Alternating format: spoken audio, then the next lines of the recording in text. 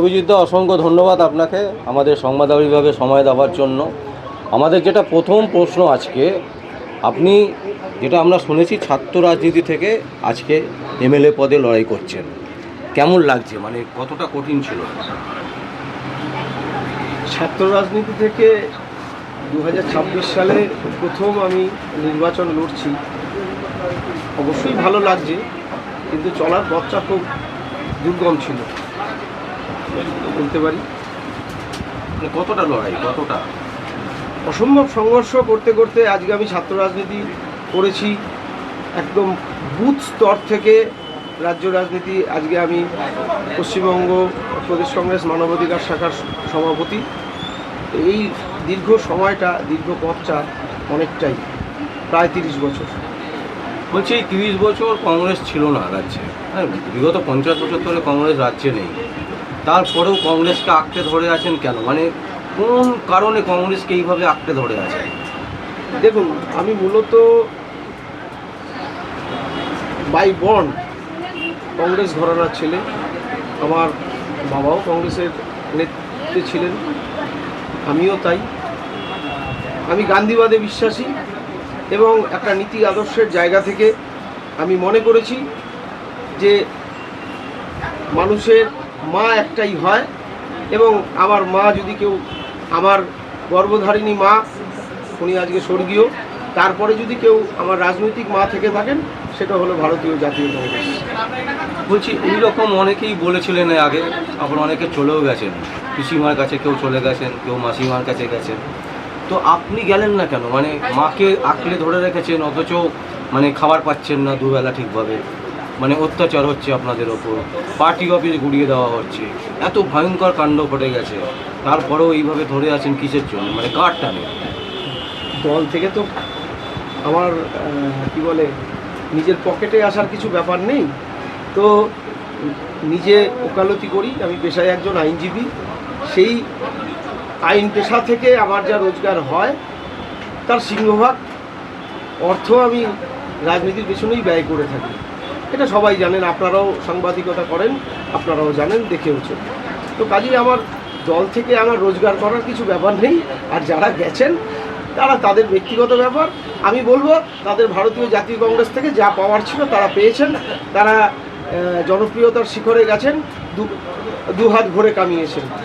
হচ্ছে আপনাদেরই সমকক্ষ মানে সন্তোষ পাঠক রিসেন্ট চলে গেলেন তৃণমূলে, এই বিজেপিতে গিয়ে দাঁড়ালেন আপনাদেরই দলের বিরুদ্ধে, কী বলবেন? ওই যে বললাম, ওনার জাতীয় কংগ্রেস থেকে যা পাওয়া হয়ে গেছে, ওনার পাওয়া শেষ। এবারে উনি মনে করলেন এবারে জাতীয় কংগ্রেসের প্রতিপক্ষ কি বলে, ভারতীয় জনতা পার্টি, সেখান থেকে যদি উনি কিছু পেয়ে থাকেন, তারা এখন কেন্দ্রে ক্ষমতায় আছেন, ওখান থেকে হয়তো কিছু পাবে, সেটা ওনার ব্যক্তিগত ব্যাপার। আমি এটা বলবো। বলছি, 294টা আসনে আপনারা মোটামুটি দিয়েছে, একটা আসন মনে হয় বাকি আছে এখনও, তো প্রত্যেকটা আসনে প্রার্থী দিয়ে দিয়েছেন।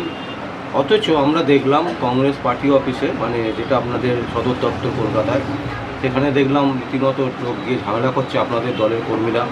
তারা যে অ্যালিগেশনটা দিচ্ছে যে শুভঙ্কর সরকার নাকি টাকা নিয়ে প্রার্থীপদ দিয়েছেন, এটা আপনি কিভাবে দেখছেন? একদমই ভিত্তিহীন কথাবার্তা। এই ধরনের অপপ্রচার যারা চালাচ্ছে তাদের কোনো বেশ নেই। আর দ্বিতীয় কথা বলছি, 294টা আসনে আপনারা দেখুন, সিংহভাগ প্রার্থী নতুন মুখ, যেটা শুভঙ্কর সরকারের নেতৃত্বে আজকে বাংলায় 294টা সিটে ভারতীয় জাতীয় কংগ্রেস লড়ছে। এবং তার মধ্যেই নতুন প্রজন্মের মানুষকে, নতুন প্রজন্মের ছাত্র রাজনীতি করা যারা লিডারশিপ ছিলেন, তাদেরকে শুভঙ্কর সরকার, আমাদের মাননীয় প্রদেশ কংগ্রেস সভাপতি, আমার লিডার, উনি তাদের সুযোগ দিয়েছেন। এটা বিগত দিনের অন্যান্য নেতারা হয়তো এইভাবে সুযোগ দেয়নি। আপনার প্রিয় দাসবংশী কুমুদবাবুদের পরে আর এই সুযোগ কেউ দেয়নি।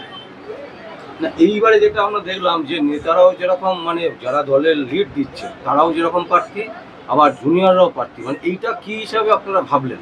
দেখুন, এটা তো শুভঙ্করবাবুর একটাই ধারণা, সেটা হলো যারা লিডার ছিলেন তো ছিলেন, কিন্তু নতুন প্রজন্মের যারা ছেলে মেয়ে আছে তাদেরকেও তো সুযোগ দিতে হবে। একটা দীর্ঘ সময় কংগ্রেস একক লড়াই করেনি। আজকে দলের ভিজিবিলিটি বাড়ানোটা বিশেষভাবে প্রয়োজন।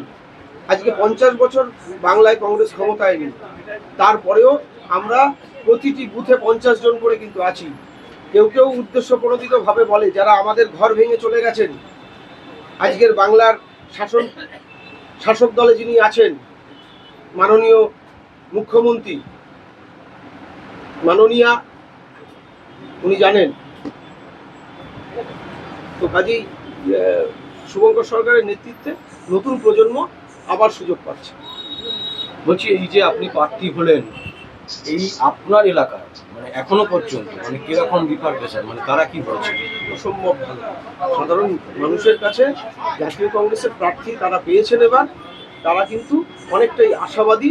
এবং একমাত্র আজকের দিনে যারা এই গণতন্ত্রের নামে গণতন্ত্র হত্যা করতে চাইছেন, এটা মাথায় রাখবেন, এদিকে বাংলায় তৃণমূল কংগ্রেস আর কেন্দ্রে বিজেপি সরকার। আজকে কংগ্রেসকে দরকার। কংগ্রেসই একমাত্র পারে সাধারণ মানুষের গণতান্ত্রিক অধিকারকে ফিরিয়ে আনতে। আজকে বিজেপি সরকার সংবিধানকে চেঞ্জ করতে চাইছেন, সংবিধানের পরিবর্তন করতে চাইছেন, নিজের মতো করে করতে চাইছেন।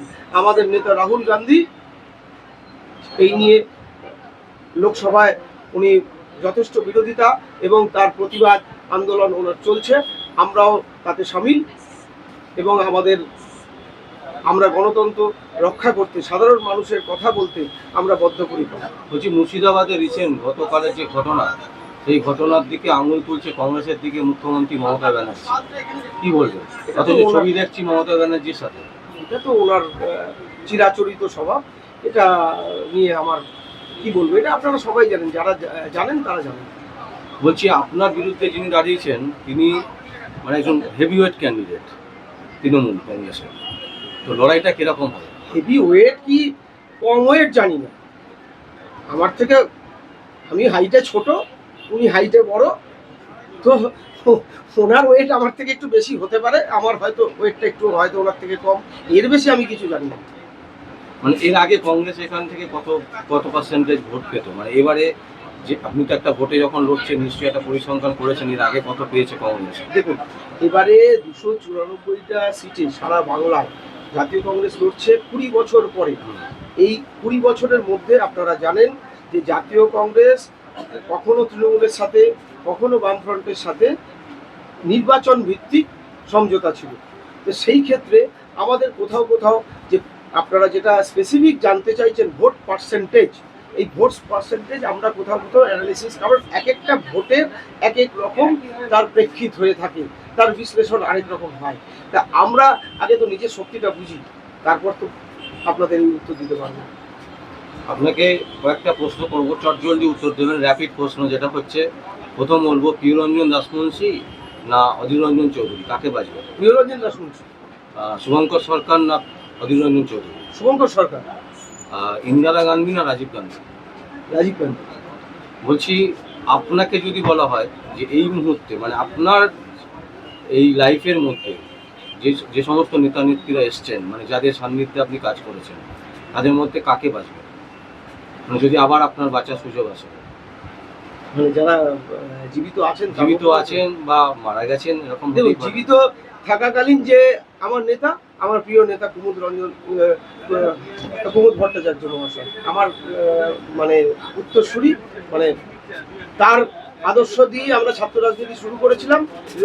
প্রিয়বাবু এবং কুমুদ বাবুদের আদর্শে আমরা ছাত্র রাজনীতিতে শুরু করেছিলাম। উনি এখন জীবিত, এখন উনি আমার আইডল। আর মুখ্যমন্ত্রী হিসেবে মমতা ব্যানার্জি না বুদ্ধদেব ভট্টাচার্য? অবশ্যই বুদ্ধদেব ভট্টাচার্য। বিধানচন্দ্র রায় না বুদ্ধদেব ভট্টাচার্য? বিধানচন্দ্র রায়। জ্যোতি বসু না বিধানচন্দ্র রায়? বিধানচন্দ্র রায়। আর এইবারে মানে 2026-এ কজন বিধায়ককে আমরা দেখবো বিধানসভায়? মানে আপনাদের কি আছে টার্গেট? আমাদের টার্গেট, দেখুন, সবসময় পরীক্ষা দিতে এসেছি, তো আমি পাস করবোই বলবো। মোটামুটি আমরা 50টা আশা করছি। 50? মানে 2021-এর রেজাল্ট, মানে 2011-র যে রেজাল্ট, প্রায় 70-এর কাছাকাছি ছিলেন আপনারা, মানে 50-এর কাছাকাছি। 0 থেকে 50 যদি হয় সেটা অনেক।